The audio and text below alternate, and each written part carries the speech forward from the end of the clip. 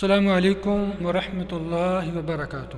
ان الحمد للہ نحمدہ ونصلی علی رسولہ الکریم، اما بعد۔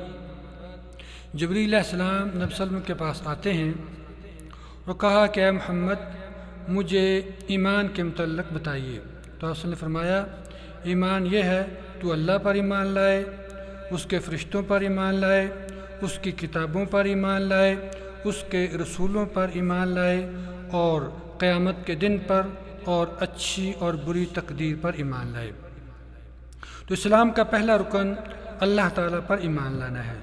ایمان باللہ تین چیزوں پر اعتقاد رکھنے کا نام ہے: زبان کا اقرار، دل کی تصدیق اور اعضاء کا عمل، یعنی زبان سے ایمان کے تمام ارکان کا اقرار کرنا اور دل سے ان کی تصدیق کرنا، مثلا اللہ تعالیٰ کی ربوبیت، الوہیت اور اس کے اسماء و صفات میں اس کی وحدانیت کا زبان سے اقرار کرنا، اور دل میں یہ عقیدہ رکھنا کہ وہ اکیلا ہی کائنات کا خالق، مالک اور عبادت کے لائق ہے، اس کا کوئی شریک نہیں، اسی طرح وہ اپنے اسماء و صفات میں بھی اکیلا اور یکتا ہے۔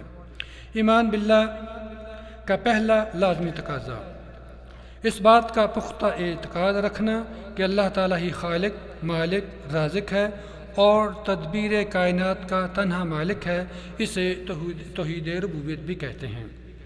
اسی طرح ایمان باللہ کا دوسرا لازمی تقاضا جسے توحید الوہیت بھی کہتے ہیں، بندہ یہ اعتقاد رکھے کہ اللہ ہی عبادت و اطاعت کے لائق ہے۔ توحید الوہیت بندوں کے افعال سے متعلق ہے، وہ اعتقاداً اور عملاً عبادت کی تمام اقسام، وہ حج ہے، روزہ ہے، نماز ہے، نذر و نیاز ہے، دعا ہے، توکل ہے، ذبح کرنا وغیرہ ہے، اور افعال صرف اللہ تعالیٰ کے لیے خاص کریں، اس کو توحید عبادت اور توحید اطاعت کے نام بھی دیے گئے ہیں۔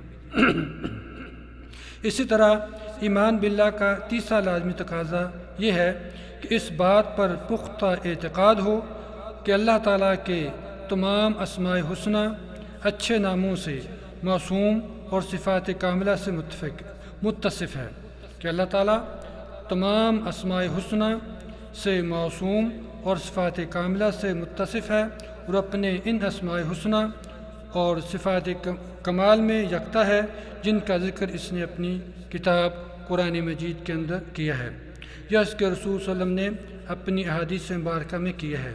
ان میں کسی قسم کی تبدیلی، مشابہت، تعویل اور اس کو باطل کرنا یا کیفیت ان کی بیان نہ کی جائے۔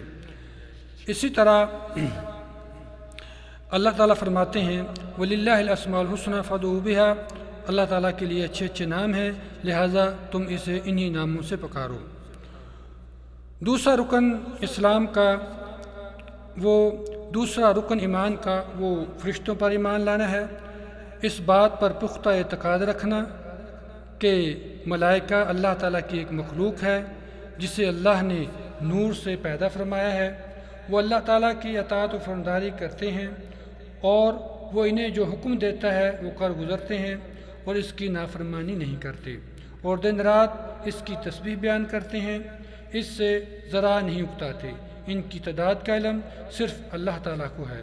قصہ معراج میں آپ صلی اللہ علیہ وسلم نے فرمایا کہ بیت المعمور کے متعلق فرمایا یدخلوہ فی کل یوم 70,000 ملک لا یعودون علیہ، اس میں ہر روز 70,000 فرشتے داخل ہوتے ہیں جو پھر کبھی دوبارہ اس کی طرف نہیں پلٹے۔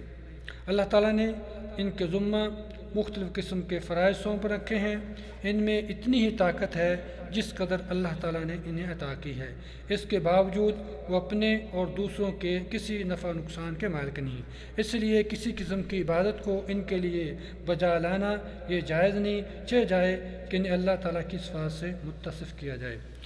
ایمان کا تیسرا رکن کتابوں پر ایمان لانا ہے۔ اللہ تعالیٰ نے اپنے رسولوں پر کتابوں کو نازل کیا جو کہ مخلوق کے لیے باعث رحمت اور ہدایت ہیں۔ آسمانی کتابیں بندوں کے لیے دنیا و آخرت کی سعادت کی ضامن اور ان کے لیے دنیا میں گزر بسر کرنے کے لیے ایک نظام زندگی اور دستور حیات ہیں، اور لوگوں کے اختلاف کی صورت میں ان کے درمیان فیصلہ کرنے والی ہیں۔ اس اللہ تعالیٰ فرماتے ہیں لقد ارسلنا رسلنا بالبینات وانزلنا معهم الکتاب والمیزان لیقوم الناس بالقسط، یقین ہم نے اپنے پیغمبروں کو واضح دلائل دے کر مبعوث فرمایا اور ان کے ساتھ کتاب اور ترازو کو نازل کیا تاکہ لوگ عدل پر قائم رہیں۔ کتابوں پر ایمان لانے کی کیا کیفیت ہونی چاہیے؟ اللہ تعالیٰ کی کتابوں پر ایمان لانا دو طرح سے، ایک تو اجمالی ہے کہ جو بھی اللہ تعالیٰ نے اپنے پیغمبروں پر کتابیں نازل کی ان پر ایمان لانا، اور ایک تفصیلی ہے کہ آپ ان کتابوں پر ایمان لائیں جن کا ذکر اللہ تعالیٰ نے نام لے کر اپنی کتاب قرآن مجید کے اندر کیا ہے۔ وہ قرآن مجید، تورات، زبور، انجیل، ابراہیم اور موسیٰ علیہ السلام کے صحیفے ہیں۔ آپ اس بات پر بھی ایمان لائیں کہ اللہ تعالیٰ کی اور بھی کتابیں ہیں جن کو اس نے اپنے نبیوں پر نازل فرمایا ہے، جن کے ناموں اور تعداد کا علم سوائے اللہ تعالیٰ کے اور کسی کو نہیں۔ اسی طرح چوتھا ایمان کا رکن ہے وہ رسولوں پر ایمان لانا ہے۔ رسولوں پر ایمان لانا اس پختہ اعتقاد کا نام ہے کہ اللہ تعالیٰ نے اپنے پیغامات، احکامات پہنچانے کے لیے کچھ رسولوں کو منتخب فرمایا، اور جس شخص نے ان کی فرمانبرداری کی وہ ہدایت یافتہ ہوا، اور جس نے ان کی نافرمانی کی وہ گمراہ ہوا۔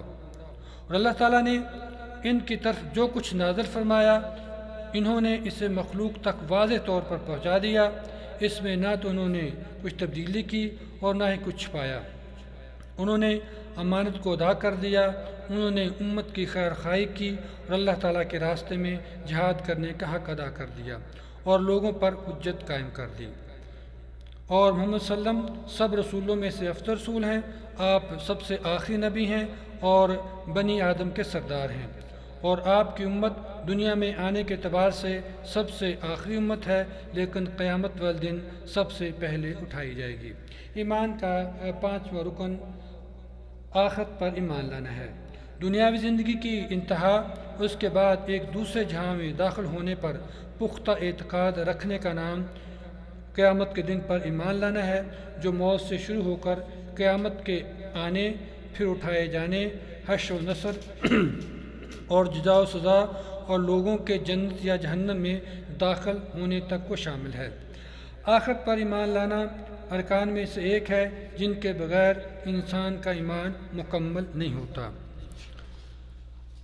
قیامت سے مراد وہ دن ہے جس دن لوگ اپنے رب کے حکم سے اپنی قبروں سے باہر نکلیں گے تاکہ ان کا حساب کیا جا سکے، چنانچہ نیکوکار کو انعام اور برے لوگوں کو عذاب دیا جائے گا۔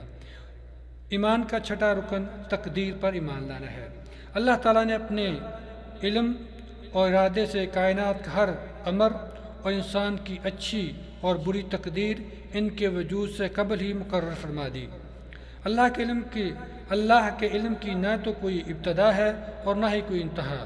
اللہ تعالیٰ کے علم میں جہل کا کوئی شائبہ نہیں کہ تجدید کی ضرورت پیش آئے۔